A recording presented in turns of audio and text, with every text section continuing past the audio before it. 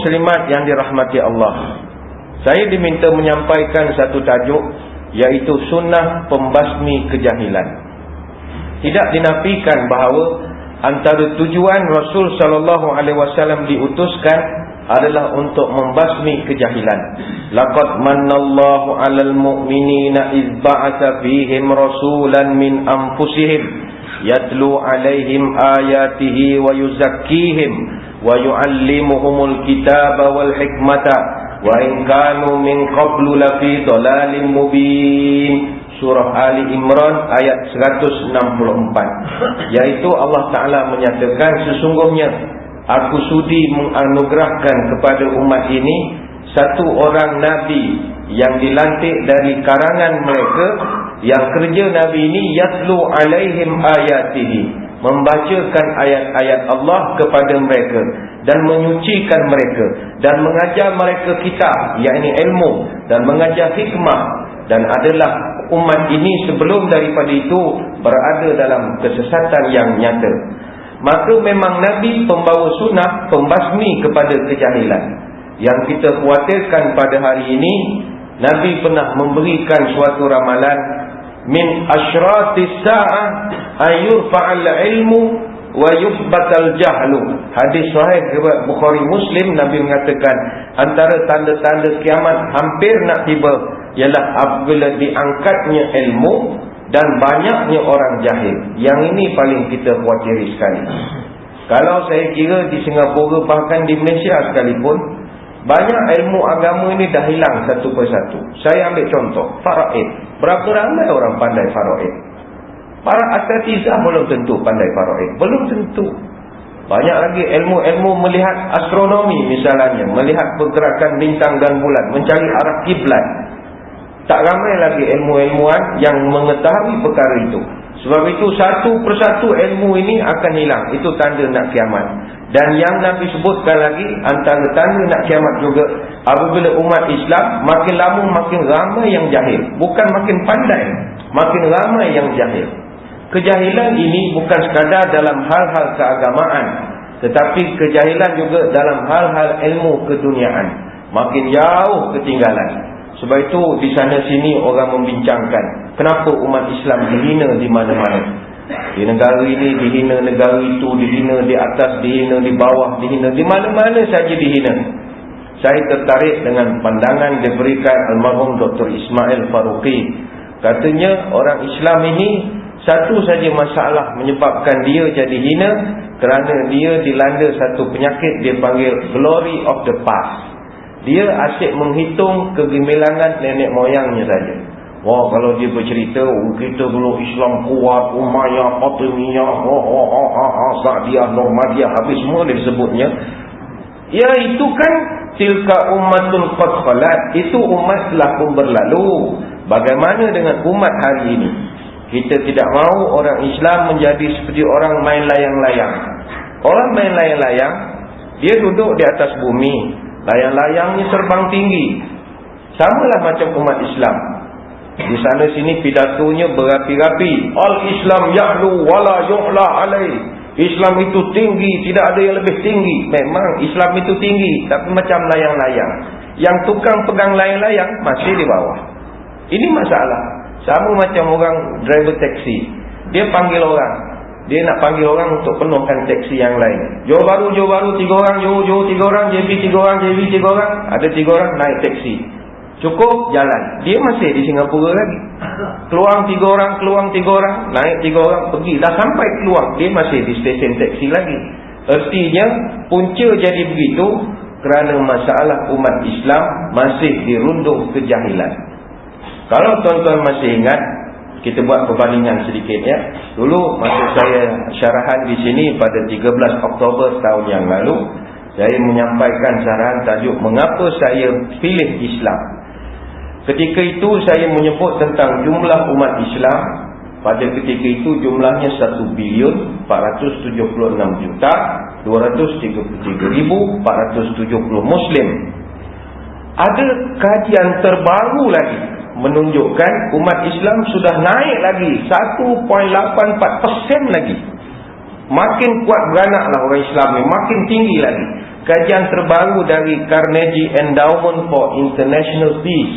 Dia menceritakan sekarang ini umat Islam sudah menjadi 23% daripada world population. Jumlah Muslim saudara mara kita sudah ada 2013.62 juta. Bahasa mudahnya 2.1 billion. Jadi umat Islam sudah jadi number 1 di dunia. Kristian masih nombor 2, 1.98 bilion. Baik. Yahudi ada berapa? 13.5 juta. Saya nak kaitkan begini tuan-tuan. Ada satu tulisan saya pernah baca, tulisan Dr. Farouk Salim. Dia ni Executive Director of the Center for Research and Security Studies di Pakistan. Dia buat satu artikel menarik untuk dibaca. Kalau tuan-tuan nanti ada masa, carilah juga artikel ini. Tajuknya, Why are Jews so powerful? Kenapakah orang-orang Yahudi begitu hebat sekali dan berkuasa? Apa sebab? Kalau kita tengok hari ini orang Islam, dia ramai sekarang saudara-saudara kita marah pada Yahudi. Marah, siang malam marah. Tak pergi makan restoran ni, tak boykot restoran ni, tak nak pakai seluar jenama ini, tak nak tengok, macam-macam lah marah punya pasal. Sampaikan orang barat buat satu joke, satu jenaka mereka katakan, how many Muslims does it takes to change a light bulb? Berapa orang Islam diperlukan untuk tukar mentol? Dia buat teka-teki. Jawapannya none. Because they prefer sitting in darkness and blaming it on the Jews. Sampai orang buat joke, sampai begitu. Maknanya dia buat joke, kalau blackout, ada tak Muslim akan tukar mentol tu? Jawapannya tak ada. Mereka sanggup duduk di situ ramai-ramai dalam gelap dan kerjanya marah mentol sebab dia kata ini kerja orang Yahudi, katanya itu. Pagi ni saya ingin bawakan kepada tuan-tuan kajian daripada ulama Pakistan ini yang boleh kita renungkan. Sebab kita nak bincang sunnah pembasmi kejahilan. Antara punca utama umat Islam terkebelakang sebab kejahilan. Kita bandingkan dengan orang Yahudi. Pagi ni bukan kita nak puji Yahudi, tapi kita mengambil realistik.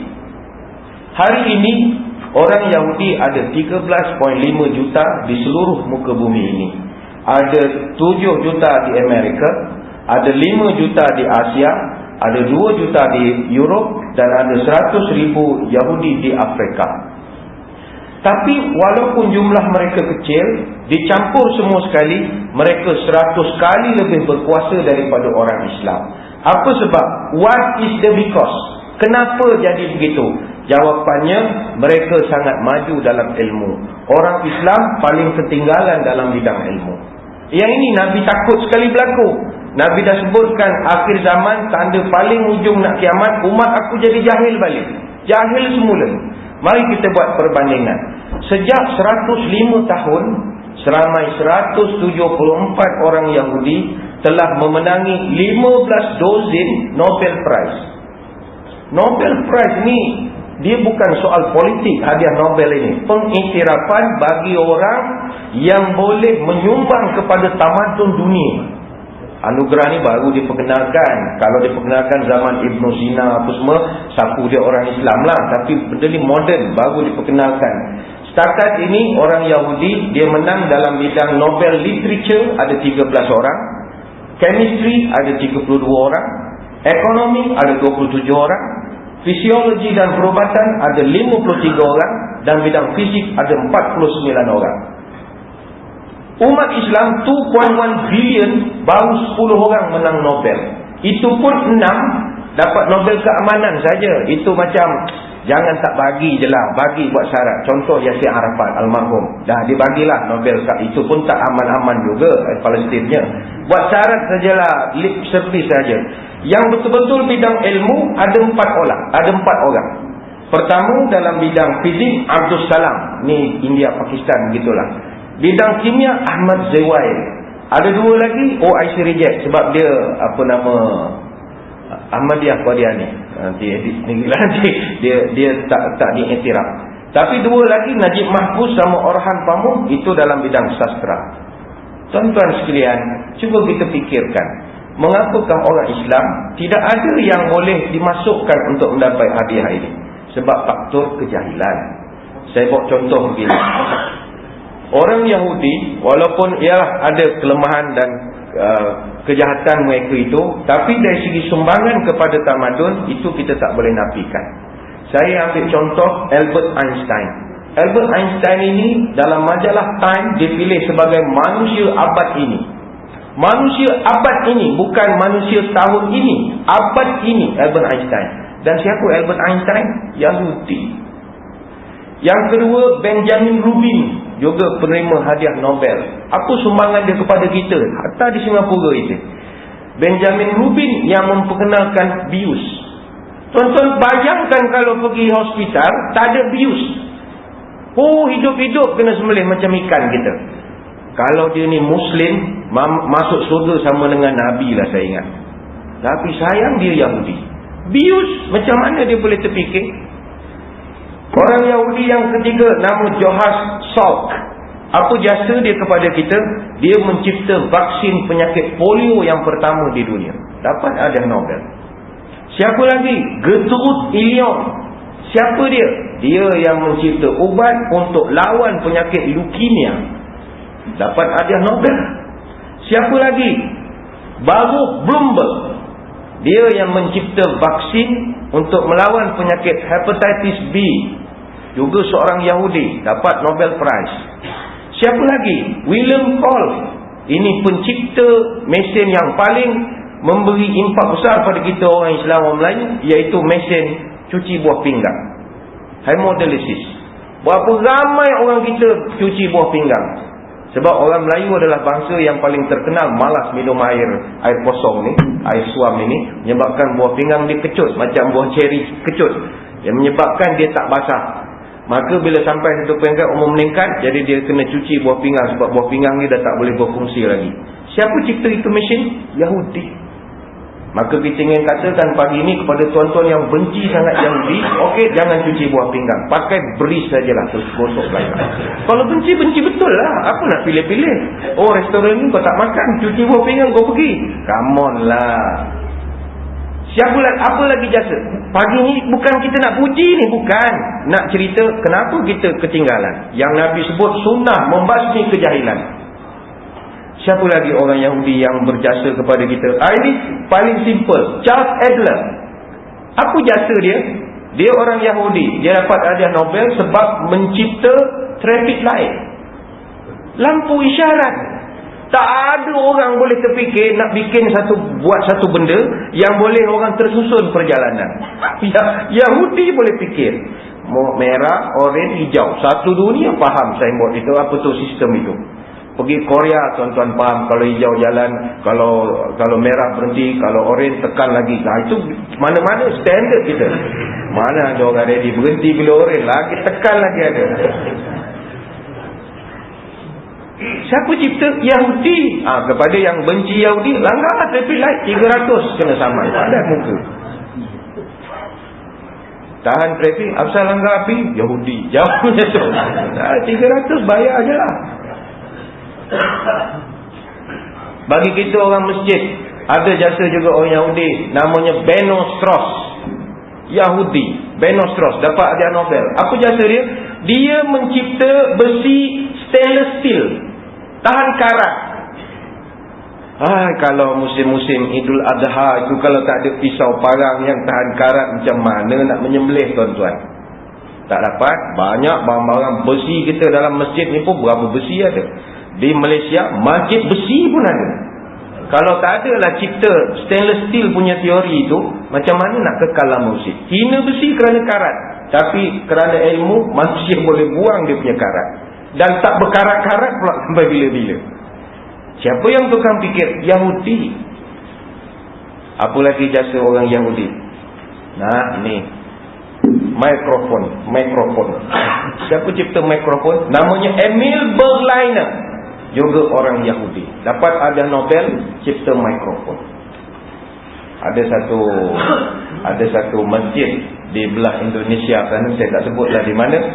Dia punya masjid memang anti Yahudi betul. 100% tak ada PA system. Masjid tu orang panggil Masjid Aspek. Saya bila dengar masjid aspek, oh ini masjid apa nama aspek? Aspek gitulah. Bila pergi rupanya aspek tu singkatan dari masjid anti-speaker. Aspek. Anti-speaker. Aspek. Kalau tuan-tuan pergi situ, dia punya bilal azan panjat bumbung. Tak pakai mikrofon. Bila tanya kenapa tak pakai mikrofon, Pak? Oh ini Yahudi. Sanggup kita azan pakai mikrofon. Dia tak tahu Masjidil Haram teknologi PA system number 1 di dunia pakai. So haji tak ada masalah. Ada satu tempat di Indonesia, dia punya bilal kalau azan dia punya urat leher besar lengan. Wow, bayanglah Jakarta berapa ribu manusia, juta manusia, dia nak lafaz azan itu. Charles Ginsberg, seorang lagi mendapat hadiah Nobel. Apa jasanya? Dia mencipta pita rakaman. Berapa banyak rakaman yang diambil hari ini? Pita rakaman dicipta juga oleh orang Yahudi. Tuan-tuan, sekali lagi, bukanlah niat saya pada pagi ini untuk nak memuji orang-orang Yahudi ini. Saya pasti akan ada Muslim yang mendengar rakaman misalnya kata, ustaz ni dia puji Yahudi apa? Dia nak jadi Israel ke? Ini bukan soal Israel. Kita nak bincang pagi ini sunnah pembasmi kejahilan. Bagaimana orang Yahudi, walaupun mereka tidak ramai, tapi mereka memiliki tahap ilmu yang menyumbang kepada dunia. Itu tak boleh dinafikan. Soalnya pagi ini, kenapa mereka terlalu kuat dan berkuasa? Jawapannya mudah, kerana pendidikan, pelajaran dan juga ilmu. Itu sahaja. Mengapa umat Islam terlalu lemah? Jawapannya hanya satu, lack of education. Jahil, itu aja. Maka jangan heran, wahyu kita yang pertama bukan jihad. Wahyu pertama suruh pergi sekolah. Wahyu pertama suruh baca buku. Wahyu pertama suruh masuk universiti, belajar sungguh-sungguh. Wahyu yang pertama suruh buat research, bukan suruh pergi perang. Wahyu yang pertama bukan suruh semayang, walaupun semayang rukun paling mustahab. Tapi wahyu yang pertama suruh sekolah. Iqra. Mari kita buat perbandingan, tuan-tuan. Bayangkan, hari ini saintis. Sebab biasakan kalau syarahan ceramah agama bila cerita tentang ilmu selalu relate. Ilmu tu mesti fardu ain. No, kita bukan ilmu tu fardu ain saja. Saya ambil contoh saintis. Hari ini majoriti negara umat Islam hanya ada sekitar 230 saintis per 1 million penduduk.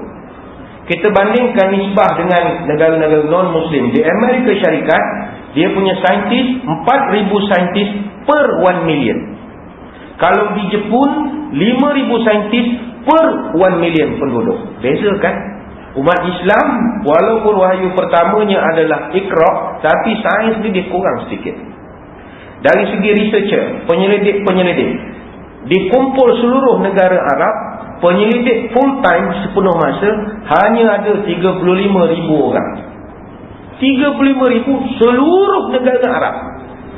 Kalau dari segi juruteknik, technician, mereka ada 50 technician per 1 million. Bandingkan dengan negara non-Muslim, 1,000 technician per sejuta penduduk.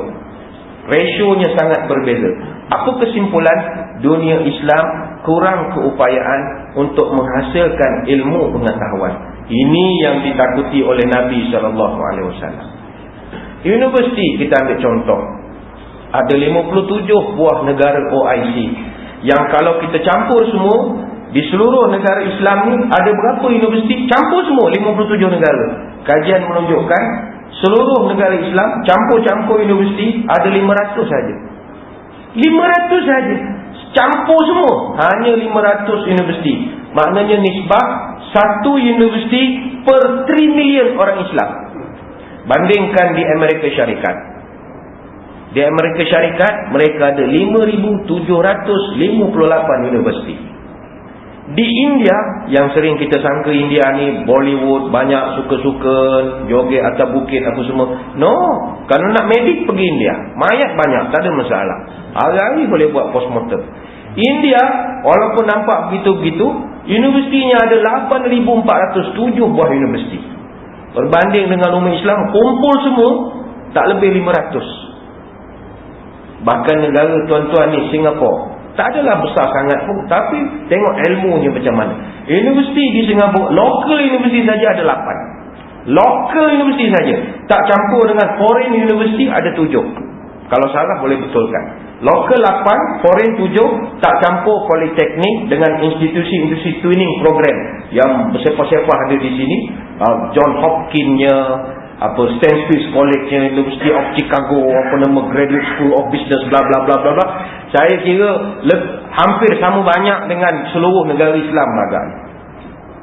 Walhal tuan-tuan, wahyu pertama adalah Iqra. Dan tiap-tiap pagi subuh, tadi pun baru dalam doa kita, dalam kunut apa doa kita, Allahumma hdina fi man hadait. Ya Allah, tunjukkan kami hidayah, berikan kami ilmu, jangan jadikan kami jahil. Tapi umat Islamlah umat paling terbelakang sekali dalam hal ilmu. Maka marilah kita ambil kesedaran pagi ini. Bagaimanakah kita nak mengembalikan yang Nabi sebutkan kedatangannya dulu, kata Allah, adalah nak membasmi kejahilan. Sunnah membasmi kejahilan. Justru pada pagi ini saya ingin mengajak muslimin muslimat sekalian untuk kita kembali kepada wahyu kita yang pertama, iaitu surah Al-Alaq, Iqra itu sendiri. Itulah pembasmi kejahilan paling utama sekali. Dr. Abdul Halim Mahmud, bekas Syekh Al-Azhar yang terkenal, dia ada membuat satu kitab, Al-Quran fi Syahril Quran, Quran pada bulan Quran, tajuk kitabnya. Dan dia membahaskan surah Al-Alaq ayat yang pertama. Al-Alaq ni surah ke-96 ayat yang pertama. Kata dia, Iqra bismi rabbikal ladzi khalaq ini, dia bukan sekadar suruh membaca, tetapi Iqra ini syarat dengan makna petunjuk dan arahan. Sayang umat Islam jarang menjadikan ayat ini sebagai panduan untuk kemajuan tamadun itu sendiri. Dari segi tekstualnya, literalnya, simboliknya sangat luar biasa. Saya kongsikan sedikit tulisan beliau. Kata Syekh Abdul Halim Mahmud, dalam ayat Iqra itu saja, kalau tuan-tuan renungkan, 2 kali Allah Ta'ala sebut tentang tabiat membaca. Iqra bismi rabb, 1 kali. Kemudian Tuhan ulang lagi, Iqra wa rabbukal akram. 2 kali Allah Ta'ala sebut tentang habit membaca. Persoalan, bangsa kita suka membaca ataupun tidak? Jawapannya tak ada. Saya sering sebut di mana-mana, kita tak boleh lawan Mak Saleh. Mak Saleh orang putih, kalau dia duduk seorang, dia membaca. Kalau dia 2 orang, dia pergi travel, kayuh bicycle. Kalau dia ramai, dia jajah negara orang. Itu Mak Saleh. Orang Melayu apa problem? Melayu kalau seorang, dia tidur. Kalau 2, dia mengumpat.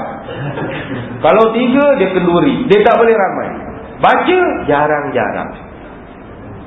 Quran, surah Iqra, 2 kali sebut habit membaca. Iqra bismi rabb, 1 kali. Iqra wa rabbukal akram, ayat yang ketiga itu. Kali yang kedua Allah Ta'ala sebut. Dan secara tekstual, dalam ayat ini 3 kali Allah sebut kalimat ilmu. Tuan-tuan balik, buka balik surah Al-Alaq itu, 3 kali Allah sebut kalimat ilmu, tak campur dengan yang Allah sebut kalimat al-qalam. Qalam ni pen. Pen sinonim dengan ilmu. Dan tak campur lagi, selepas surah Al-Alaq Allah turunkan surah Al-Qalam. Selepas baca, suruh tulis. Semua universiti ni kerjalah tuan-tuan, membaca, menulis. Dan ini adalah surah pertama yang Allah mulakan dengan huruf hijaiyah, Nun wal qalam wa ma yasturun.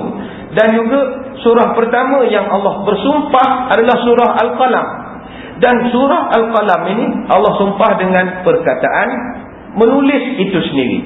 Sebab itu sayang, kata Syekh Abdul Halim, orang Islam dia tidak nampak kepentingan menulis dan juga membaca itu sendiri. Sebab itu, maaf, ini ceramah sajalah, bukan nak menegur tuan-tuan. Budaya ilmu, kalau Imam Syafi'i tengok hari ni tak ada. Contoh, orang kalau datang belajar, ini cerita je ya, jangan kecil hati pula. Imam Syafi'i kata kalau orang datang belajar tak bawa pen, tak bawa kertas, itu bukan belajar namanya, kata Imam Syafi'i. Sebab kata dia, pen dan kertas umpama senjata seorang askar pergi berperang. Askar pergi perang, kalau tak bawa senjata, nak kata menang susahlah. Menang insya-Allah, tapi kebarangkaliannya tak menang sebab tak ada senjata. Orang pergi belajar tak ada membawa pen dan kertas, susah mendapat ilmu. Sebab kata Imam Syafi'i, kalau kau memburu binatang di hutan, kau dapat binatang itu, kau ikat dengan tulisan supaya binatang, ikat dengan tali supaya binatang itu tidak lari. Tapi kalau kamu memburu ilmu, dapat ilmu, kamu ikat dengan tulisan supaya tulisan ilmu itu tidak hilang. Kecuali lah tuan-tuan punya megabyte kepala ni, dalam ni Intel Inside apa Pentium 4 apa semua, daripada awal sampai habis semua save dalam C, esok boleh print. Itu tak ada masalah. Tapi selama mana kita manusia biasa, mesti ada budaya membaca dan menulis. Iqra' dengan al-qalam. Iqra' dengan al-qalam. Imam Ibn Jarir seorang ulama terkenal, setiap hari dia nulis menggunakan pensel. Dia akan sharp dia punya pensel, dia kumpul dalam satu bekas. Dia tak pernah buang dia punya yang dia asah itu. Dia pesan pada keluarga dia, nanti kalau aku mati, nak mandikan jenazah aku, air itu kau masak gunakan sisa yang aku asah pensel itu. Dia punya keluarga kata sempat dia nak kumpul. Dia punyalah banyak menulis tuan-tuan. Dia pergi mana, dia catat sana sini. Ketika dia meninggal, keluarga dia kata, kami bukan sekadar boleh gunakan untuk nak masak air, bahkan ada balance pula lagi. Punyalah budaya membaca dan menulis para ulama menyebabkan mereka begitu berjaya. Tuan-tuan sekalian, tak payah cerita yang menulis, cerita yang baca dululah. Masalah membaca ini secara tekstual, di Malaysia dulu pernah buat kajian. Kajian tahun dah lama dah tahun 80-an. Kajian oleh Allahyarham At-Tan Long. Dia jumpa lebih kurang 15,000 responden, tanya tentang tabiat membaca.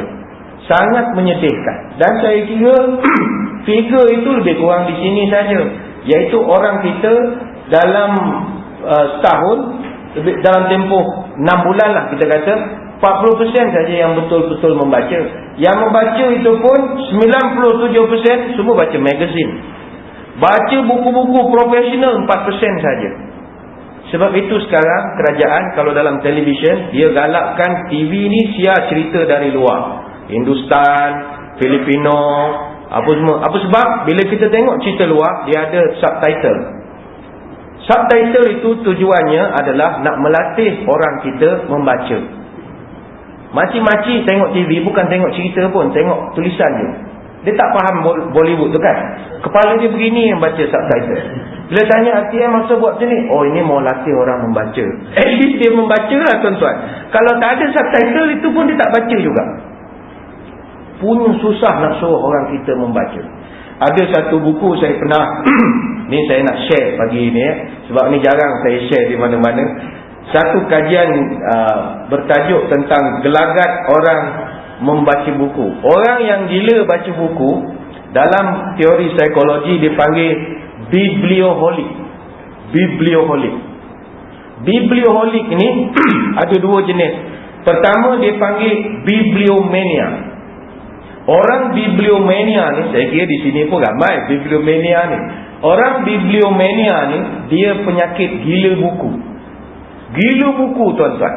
Kalau dia tahu mana-mana ada jual buku, dia orang pertama berbaris panjang. Dia akan beli buku itu.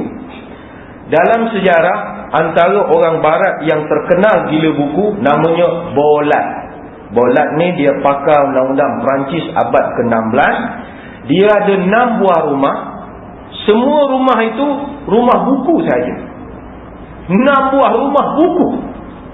Begitu juga ada lagi beberapa ulama-ulama yang terkenal. Jahiz misalnya, antara ulama yang terkenal, banyak kitab dalam rumah, sehingga kan dia meninggal dunia apa sebab ditimpa oleh kitab itu. Begitu banyak kitab, dia tengah cari-cari buku, agak dia tarik, jatuh, mati dia, ditimpa oleh buku-buku, punyalah banyak. Dan macam Bolat ini tadi, dia miliki antara 600,000 ke 800,000 jilid buku.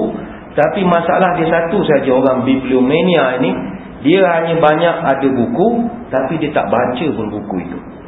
Dia hanya simpan saja, hobi. Sebab itu kalau ustaz-ustaz balik daripada Mesir, kita pergi ke rumah dia, wow, buku susun daripada pintu sampai dapur. Tapi kalau tuan-tuan buka, keras lagi, tak dibaca-baca, melekat semua. Sebab buku-buku Arab cantik, tuan-tuan. Dia punya kulit, ada warna-warna, bling-bling. Suka tengok, tapi baca belum tentu. Tak percaya test. Nanti siang pergi rumah mana-mana ustaz yang kita kenal, yang balik daripada Middle East lah, penuh sampai dapur, baca tak pernah. Memang suka tengok susunan. Fathul Bari, buka baru lagi lah, bau Mesir lagi, tak pernah dibuka rupanya. Kategori kedua, dia panggil bibliofil. Bibliofil ini orang cinta buku. Sebagai contoh, bibliotap. Bibliotap ini adalah orang ketagih buku.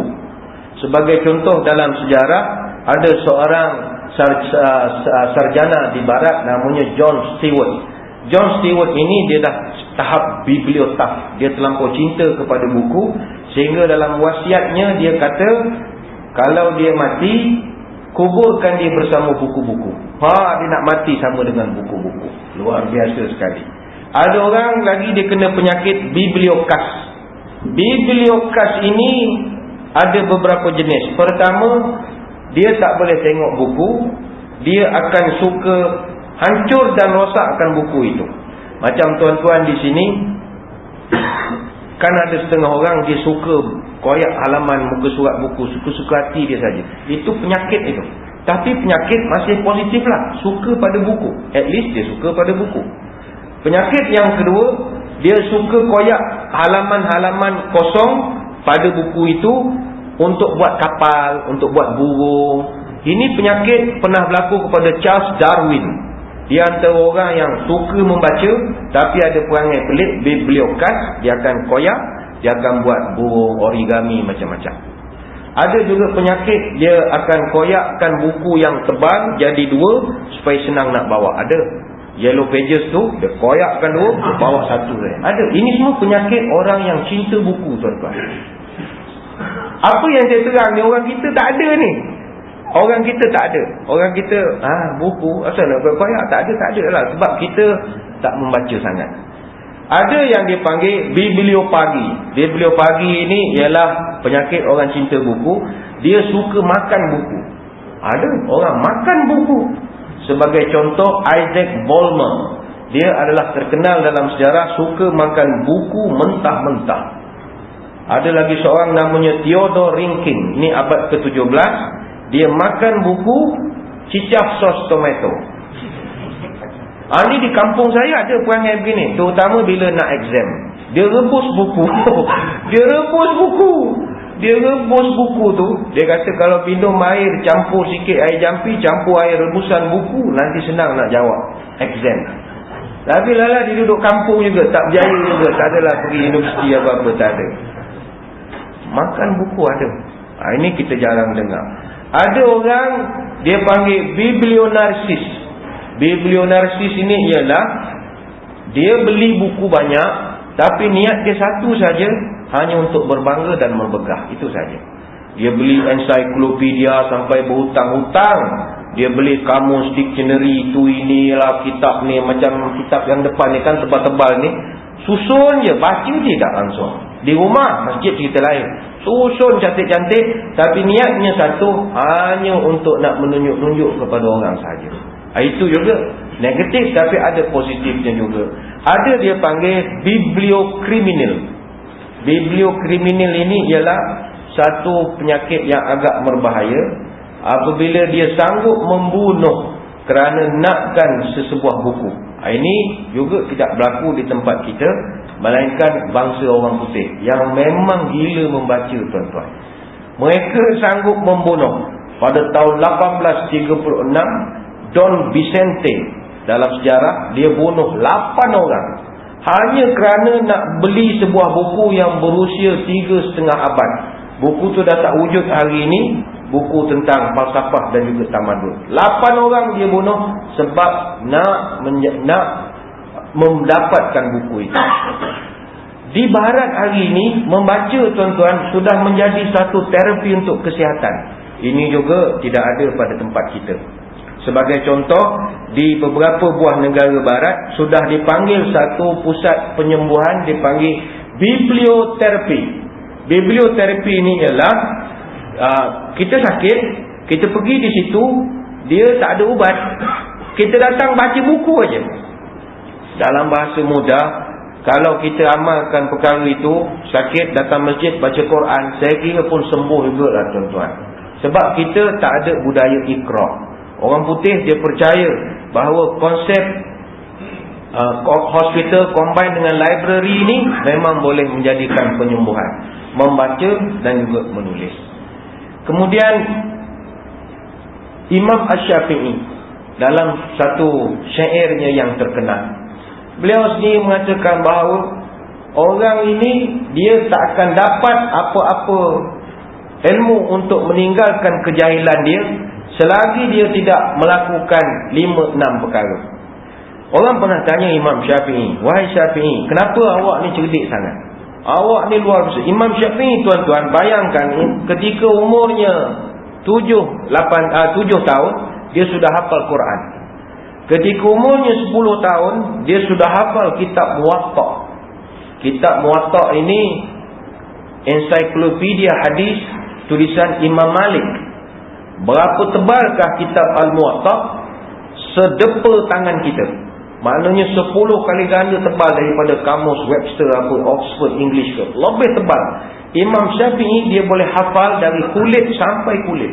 Otaknya macam ada magnet. Luar biasa sungguh. Ketika umurnya 13 tahun, dia sudah diberi kebenaran mengajar di Masjidil Haram. Kat mana Masjidil Haram? Kat Mekah. Umur 13 tahun. Masjidil Haram bukan Masjid Ahmad Ibrahim ni. Masjidil Haram di Mekah sana. Baru 13 tahun. Orang sudah bagi kepercayaan pada dia. Umur dia 15 tahun, dia telah diberi kebenaran untuk mengeluarkan fatwa. Umur 15 tahun. Jadi orang kagum dengan dia. Wahai Syafi'i, macam mana awak ni begitu hebat sekali dari segi ilmu. Apa rahsia awak makan kismis jampi ke apa ke, minum jus apa-apa ke, jadi cerdik sangat ni, makan kurma 7 biji ke apa, jadi cerdik ni. Tak, kata Imam Syafi'i. Untuk nak menghapuskan kejahilan, nak jadi cemerlang dalam bidang ilmu, kata dia, ala lan tanal ilma illa bisittatin sa'unabbi'uka an majmu'iha bibayanin zaka'in wa hirsin wa sibarin wa bulwatin wa irsyadi ustazin wa turu zamanin. Ini Imam Syafi'i. Apa maksudnya kurang lebih? Wahai pelajar zaman sekarang, menuntut ilmu bukanlah senang. 6 syarat mesti dipegang kalau nak jadi pelajar cemerlang, kata Imam Syafi'i. Maknanya kalau kita hari ini ilmu lemah, nak jadi hebat mesti ada 6 syarat Syafi'i. Dia panggil 6 petua Imam Syafi'i. Pertama kata dia zakat. Apa makna zakat? Zakat maknanya kecerdikan minda. Masalah kita hari ini adalah orang kita kurang ada kecerdikan minda. Kerana otak kita ini telah diracun dengan banyak perkara. Antaranya pemakanan kita banyak yang meracunkan oksigen dalam otak kita. Ada orang pula tabiat ataupun habit gaya hidupnya misalnya yang merokok dan sebagainya. Ataupun orang anak-anak muda yang terlibat dengan penagihan dadah juga boleh merosakkan kecerdikan akal. Itu sebab Imam Asy-Syafi'i ketika membahaskan tentang maksud zakat ini, kata dia, sesungguhnya akal fikiran manusia ada pencurinya dan ada yang boleh menghilangkannya. Maka hati-hatilah kita, khususnya bagi orang lelaki, kata Imam Asy-Syafi'i, jangan banyak menengok maksiat. Tuan-tuan, kalau banyak menengok maksiat, kebiasaannya ilmu ini mudah hilang. Baru-baru ni ada orang tanya saya, Ustaz, saya ni dengar ceramah-ceramah, saya rasa insaf, saya nak kembali kepada Islam. Saya cuba untuk belajar tajwid, baca Quran, belajar kenal alif bata. Dia ni dah berumur lah, bukanlah berumur mana dalam hujung 40-an. Saya nak balik pada agama, nak belajar bahasa Arab balik apa semua. Tapi saya belajar minggu ni, minggu depan sudah lupa. Belajar minggu ni, minggu depan sudah lupa. Apa macam Ustaz? Saya nak jadi baik, tapi ilmu selalu tak lekat. Saya tanya dia, abang kerja apa? Rupanya dia kerja bouncer, apa ke? Body, jaga disco punya orang. Saya tanya, abang punya kerja apa? Saya kerja bouncer. Oh, patut badan cantik. Dia begini, Imam Asy-Syafi'i pernah bertanya soalan yang sama kepada guru dia. Guru dia nama Waqi'.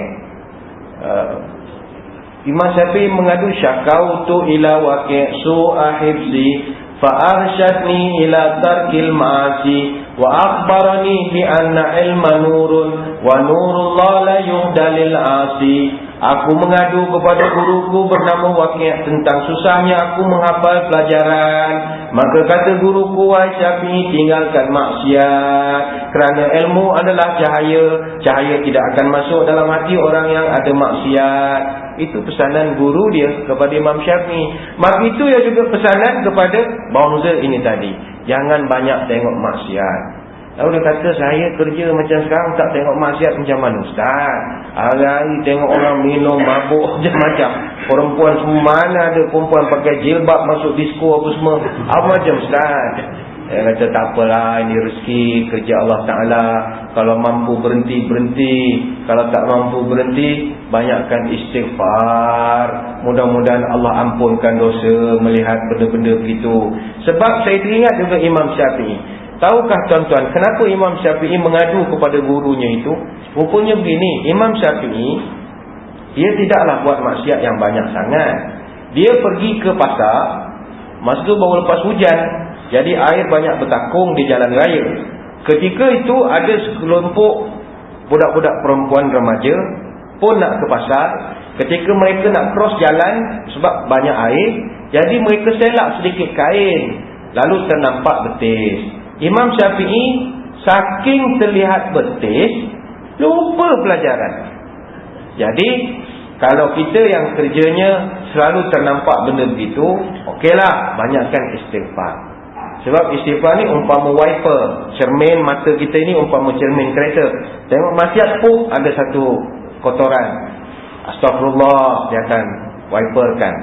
Tapi jangan banyak-banyak sangat, patah wiper tu nanti. Dia sikit-sikit okeylah. Ini memang kau kerja itu dah macam mana, susah lah. Kerja kolam renang, memang hari-hari tengok orang pakai seluar dalam, memang tak boleh buat apalah tuan. Itu patah lah wiper. Astagfirullah. Berhentilah jadi part-time Bilal pun, banyak masjid nak pakai Bilal lagi, senang lah. Jangan banyak maksiat. Tapi sebab maksiat mata ini, cuma satu pesan saya, sebab kita duduk di Singapura, bukan duduk di Mekah. Kalau di Mekah itu memang tak ada orang buka aurat, semua orang tutup aurat. Di sini mana ada paksaan. Jadi bagaimana kita nak hidup dalam budaya begini? Dia macam ni. Boleh tuan-tuan tengok, tapi dengan syarat tengok itu hanyalah tengok dalam keadaan tidak sengaja.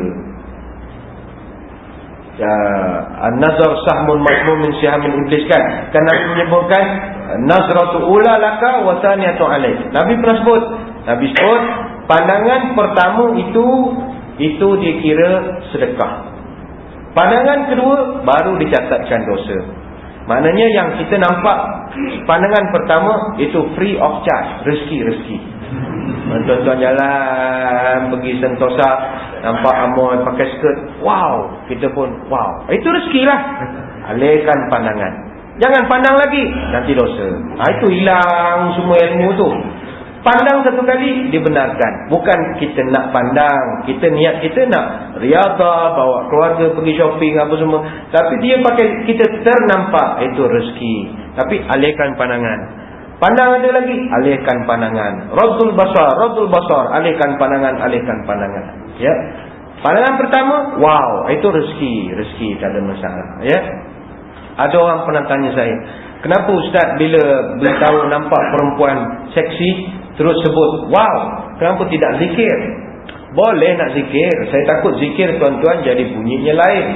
Bila bunyi lain, maksud pun berubah. Itu hati-hati. Contoh, kita jalan-jalan dekat Gelang mana nampak orang seksi, kita bila ternampak kita pun sebut Allahu Akbar, itu bagus. Tapi kalau pronunciationnya terlalu bersungguh-sungguh sangat, maksud jadi lain. Contoh, nampak perempuan seksi, Allahu Akbar, itu sudah maksud lain. Kalau kita sebut Allahu Akbar, itu maknanya Allah Maha Besar. Tapi kalau Allahu Akbar, maksudnya jadi Allah besarnya lain tu. Itu jangankan ilmu, nama sendiri pun lupa nanti. Nombor IC pun tak ingat, habis ditarik balik. Itu hati-hati. Jadi untuk nak jangan terjerumus lagi ke lembah kejahilan, mari kurangkan maksiat. Datang kelas pengajian, belajar, kurangkan maksiat. Kalau buat istighfar. Yang kedua kata Imam Asy-Syafi'i, zaka'in wa hirs. Hirs ini maknanya tamak. Tamak bukanlah tamak makan, tapi tamak ilmu. Yang saya sebutkan di awal tadi, umat Islam, punca mereka ini terbelakang sebab tamak ilmu itu sudah tidak ada. Yang ramai sekarang tamak projek, tamak tender, tamak beli harta, tamak kumpul duit siang malam, itu aja. Tamak ilmu sudah tidak ada, hampir tidak ada. Mungkin ada, tapi payah dah kita nak bertemu orang yang sanggup korbankan dirinya untuk belajar bersungguh-sungguh mencari ilmu sampai sanggup menyusahkan diri. Itu hampir tidak ada lagi pada hari ini. Sebab itu Imam Asy-Syafi'i dalam riwayat mengatakan dan diceritakan, ketika dia datang bertemu dengan Imam Malik rahimahullahu ta'ala, dia datang dalam keadaan tidak membawa pen ataupun kertas. Ketika itu dia telah mencatatkan setiap pelajaran yang diajarkan oleh Imam Malik. Dia tulis, pen tak ada, kertas tak ada. Dia tulis atas apa tuan-tuan? Dia tulis atas tapak tangan dia. Atas tapak tangan saja. Kemudian orang tanya dia, kau tulis tapak tangan, kau pakai pen? Katanya tak. Dia pakai apa? Pakai air liur saja. Dia ambil air liur, dia catat. Ambil air liur, dia catat. Ambil air liur, dia catat. Kawan-kawan pengajian kutuk dia, kau gila, mana dapat ambil poin kalau pakai air liur? Kata Imam Syafi'i, aku mencatat ini hanya untuk ambil barakah saja. Yang mengherankan orang lain ialah walaupun dia catat pakai air liur saja, tapi dia boleh hafal satu yang diucapkan oleh Imam Malik rahimahullah ta'ala. Sebab mencatat dan mencatat adalah simbol orang tamak dengan ilmu. Jadi kalau akan datang, tapi ni tak paksa, tidak. Ni biasa kang kecil hati pula tuan-tuan, orang tentang aku datang melenggang-lenggang kangkung. Tak ada bukanlah wajib, tapi sekadar Imam Syafi'i nak gandingkan antara iqra' dengan al-qalam. Membaca konsekuennya dengan menulis. Dia ada kaitan yang sangat rapat. Kemudian kata Imam Asy-Syafi'i rahimahullah ta'ala, zaka'in wa hirsin wa istibarin. Apa makna istibarin? Perlu banyak bersabar dalam mencari ilmu ini. Perlu banyak bersabar dalam mencari ilmu. Sebab ilmu ini dia satu benda yang bukan senang untuk kita nak capai. Itu sebab kalau kita ambil contoh para ulama-ulama zaman dahulu, mereka ini begitu luar biasa sekali dalam memburu ilmu. Imam Muslim, Imam Bukhari, mereka berjalan beribu-ribu batu untuk mendapatkan satu ilmu. Tapi semuanya kerana mereka bersabar dengan ilmu itu, akhirnya sampai sekarang ilmu mereka kekal sampai hari ini. Kalau kita tengok sebagai contoh Imam Bukhari rahimahullahu ta'ala, dia tuan-tuan, Imam Bukhari ini daripada kecil, masa umur belasan tahun, dia sudah hafal 70,000 hadis. Masa dia umur belasan tahun. Daripada 70,000 hadis, orang pernah test dia, kau ni betul atau tidak kau hafal 70,000 hadis. Pernah satu ketika dia pernah baca 15,000 hadis tanpa tengok atau buat sebarang catatan. Dia boleh baca depan orang. Pernah dia diuji oleh beberapa orang ulama, 10 orang ulama, bacakan hadis terbalik, tonggang terbalik. Yang atas di bawah, tengah, letak di mula, gini. Suruh Bukhari betulkan. Dia boleh baiki satu persatu. Umur belasan tahun. Ketika umurnya 18 tahun, dia sudah menerbitkan buku Tarikh Kabir. Buku Imam Bukhari yang sangat terkenal. Tarikh Kabir ini, dia buat sejarah Islam. Dia tulis betul-betul dekat sebelah makam Nabi. Umur 18 tahun, kesungguhan. Imam Bukhari bukan orang Arab. Bukan orang Arab. Dia orang Bukhara. Bukhara ni dari belah-belah negara stan inilah. Dia begitu bersungguh jalan sampai ke Madinah. Dan maaf tuan-tuan, Majoriti ulama dunia bukan orang Arab. Majoriti. Sebut satu nama, semua bukan Arab. Imam hadis 6 orang, semua bukan Arab. Tirmizi ke, Bukhari ke, Muslim ke, Nawawi ke, Nawawi yang kemudian Abu Daud ke, sebut bukan keturunan Arab 100%. Kebanyakan daripada Morocco, daripada Spanyol, ada yang datang dari Bukhara, ada yang datang dari Khurasan. Mereka bukan orang Arab. Sebagai gambaran, ulama dahulu begitu bersungguh-sungguh. Imam Bukhari, saya ambil contoh, dia tulis kitab Jami'us Sahih. Dia buat kajian selama 16 tahun. 16 tahun. Dia telah jumpa seramai 80,000 orang perawi yang dia jumpa in person seorang-seorang. Dia kumpul semua, ada 600,000 hadis. Dia pilih hanya 7,525 yang terbaik sahaja. Dia saring begitu banyak. Sebab itu Imam Bukhari ni, dia dah tahap mujtahid mustaqil. Dia dah tak payah ikut mazhab lagi dah. Dia punya hafalan hadis 100,000. Dia buat kitab Bukhari Muslim, kitab Bukhari yang kita gunakan itu sampai sekarang kekal lagi. Tapi dia tak tergamak untuk buat satu mazhab baru.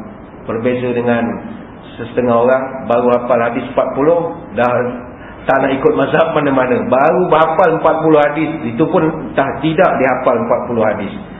Bukhari dia boleh hafal 600,000 hadis, tapis lagi tinggal 7,000.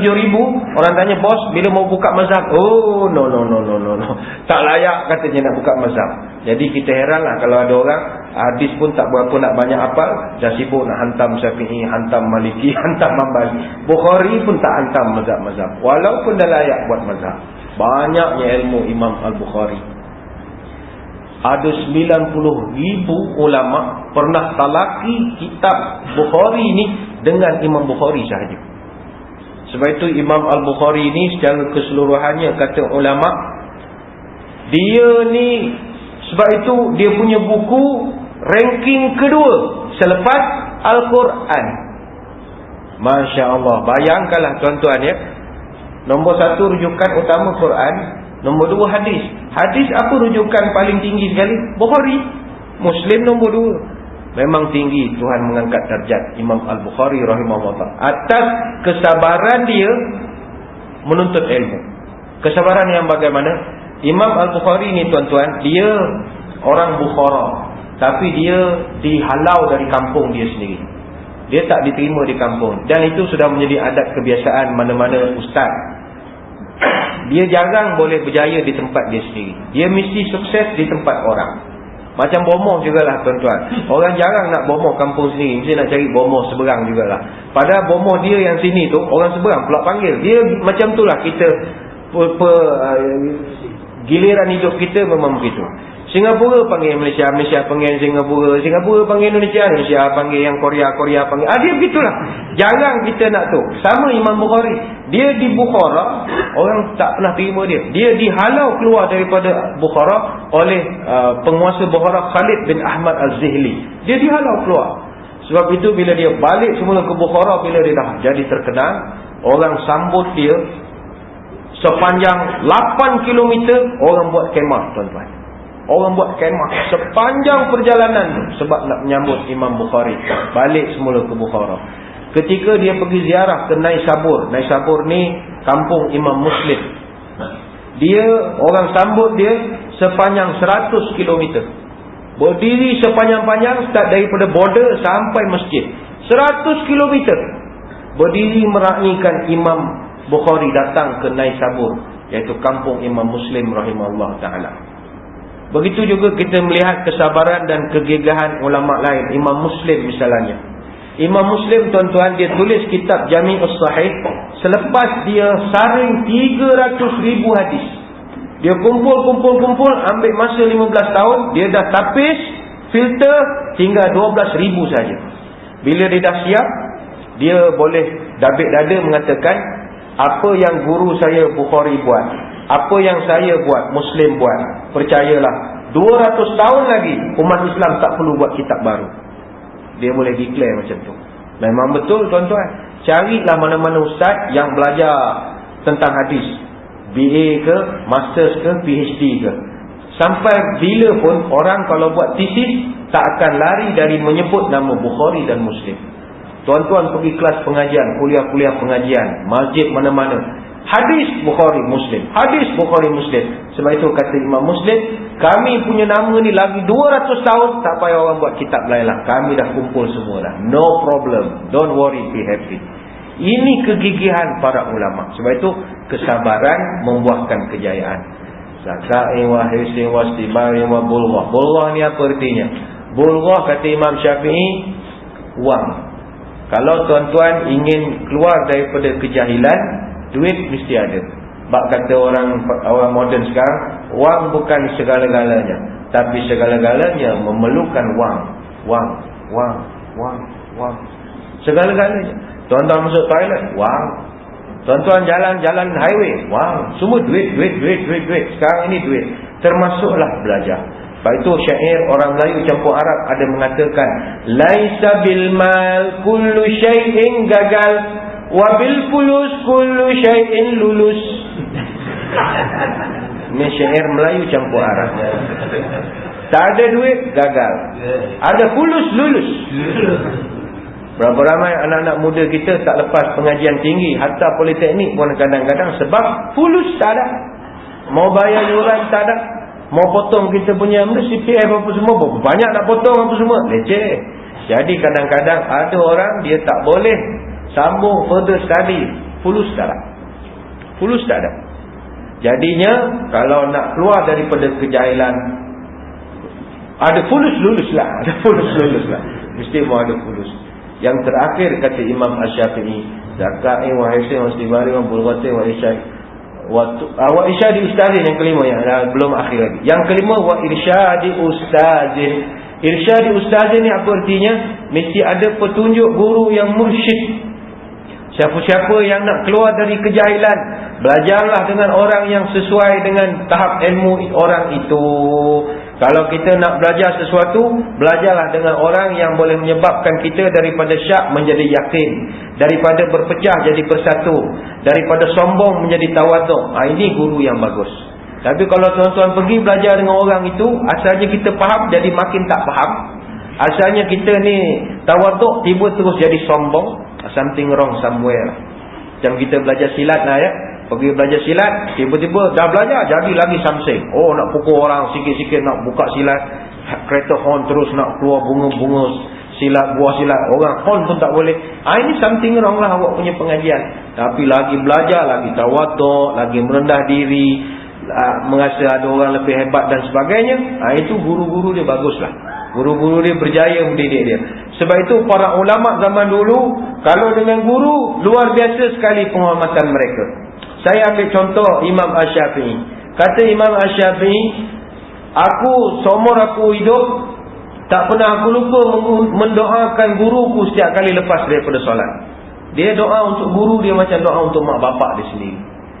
Imam Abu Hanifah, Imam Malik pun begitu. Imam Ahmad katanya, aku tak pernah sepanjang umur aku tidur, kaki aku menghadap ke rumah guruku. Katalah rumah guru di sebelah, tak pernah kaki dia ada ke rumah guru. Orang tanya Imam Ahmad bin Hanbal, ente punya guru rumahnya berapa jauh? Sebelah ke? Tak, 7 lorong. 7 lorong tak sanggup kaki menghadap ke rumah tok guru. Luar biasa penghormatan kepada guru. Ada satu ulama di sebelah-belah Damsyik di sana, belah Syria.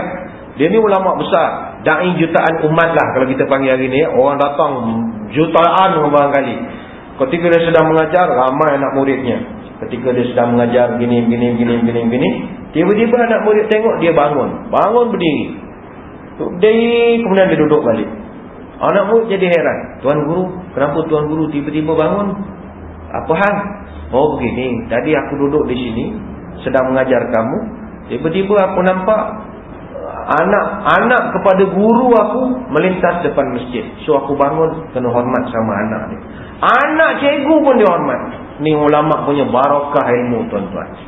Budak sekarang anak cikgu tu dia jentiknya. Oh, kau punya bapak banyak kereta cikgu habis dia cala macam-macam. Macam mana mau barakah ilmu?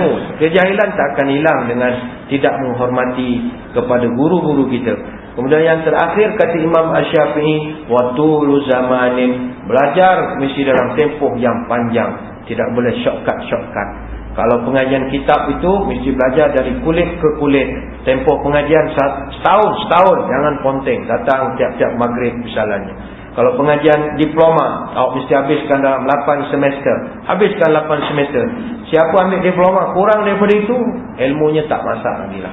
Itu sebab 6 petua ini saya gabungkan untuk kita bincangkan pagi ini tentang persoalan sunnah menghapuskan kejahilan. Bahawa kita boleh menghapuskan kejahilan kita andai kata kita balik semula kepada apa kehendak agama, iaitu budaya. Iqra bismi rabbikal ladzi khalaq.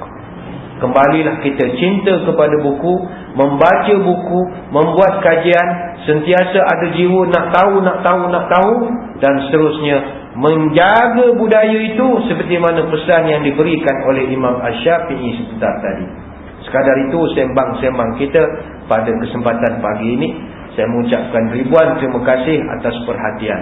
Mohon maaf sebarang kekurangan. Mudah-mudahan kita bertemu pada lain-lain kesempatan. Moga-moga kita dijadikan Allah sebagai orang yang sangat cinta membaca buku. Mudah-mudahan kita.